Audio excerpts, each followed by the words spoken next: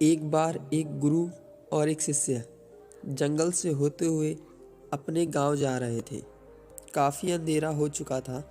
शिष्य ने अपने गुरु से कहा कि गुरुजी, काफ़ी शाम हो चुकी है, अगर आप कहें तो आज की रात यही आसपास के गांव में गुजार लें।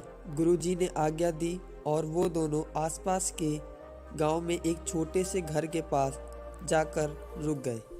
जैसे ही दोनों वहां पर गए, गुरुजी के शिष्य ने दरवाज़ा खटखटाया।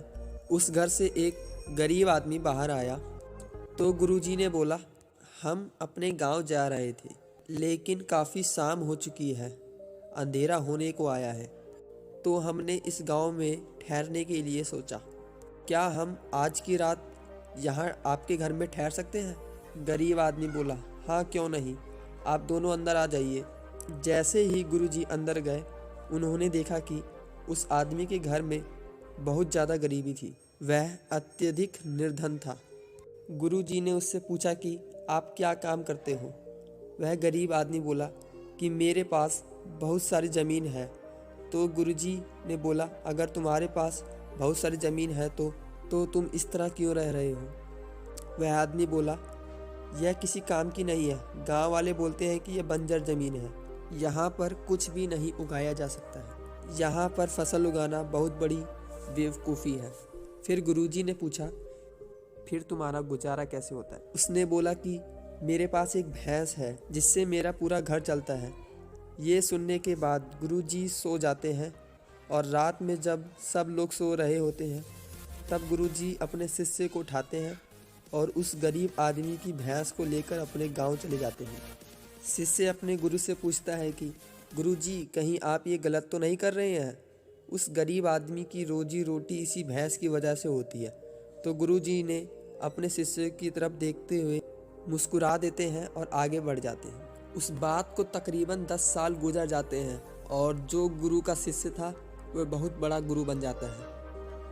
एक दिन उन्हें उस गरीब आदमी की याद आती है कि मेरे गुरु ने उस आदमी के साथ अच्छा नहीं किया था, मुझे एक बार चलकर देखना चाहिए कि वो आदमी अब किस हालत में है। वह शिष्य उस गांव की तरफ जाता है और वहां जैसे ही पहुंचता है, वह देखता है कि जहां पर उस गरीब आदमी की झोपड़ी थी, वहां पर एक आलीशान महल बन चुका था और जो बंजर ज़मीन थी उस पर फल और फूलों के बगीचे थे। तभी उधर से उस घर का मालिक आता है। शिष्य उसे पहचान लेता है और उस आदमी को बोलता है, तुमने मुझे पहचाना? मैं अपने गुरुजी के साथ आया था, हम आपके यहाँ पर एक रात के लिए रुके थे।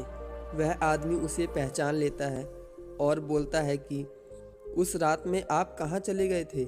और उस रात के बाद ही मेरी भैंस चोरी हो गई थी। फिर मेरे पास कोई रास्ता नहीं था, तो मैंने अपनी ज़मीन पर मेहनत की और फसल निकल आई और आज मैं इस गांव का सबसे बड़ा और सबसे अमीर आदमी बन चुका हूँ। ये सुनने के बाद शिष्य के आंखों में अपने गुरुजी के लिए आंसू आ गए और वह समझ गया कि गुरुजी ने इसकी भैंस क्यों चुराई। दोस्तों, इस कहानी से हमें ये सीख मिलती है कि हमारे अंदर ऐसे बहुत सारे टैलेंट छुपे हुए हैं, पर हमारे अंदर की भैंस उसे निकलने नहीं देती है। दोस्तों, उम्मीद है कि आज की इस वीडियो से आपने कुछ ज़रूर सीखा होगा, तो इस वीडियो को ज़रूर लाइक करें और चैनल को सब्सक्राइब करें। यह वीडियो अपने दोस्तों को शेयर करें, इसी तरह हमको सपोर्ट करें। अगर आपने विवेकानंद और गौतम बुद्ध की पिछली कहानियाँ नहीं देखी हैं तो link in the description box, आप वहाँ से जाकर देख सकते हैं।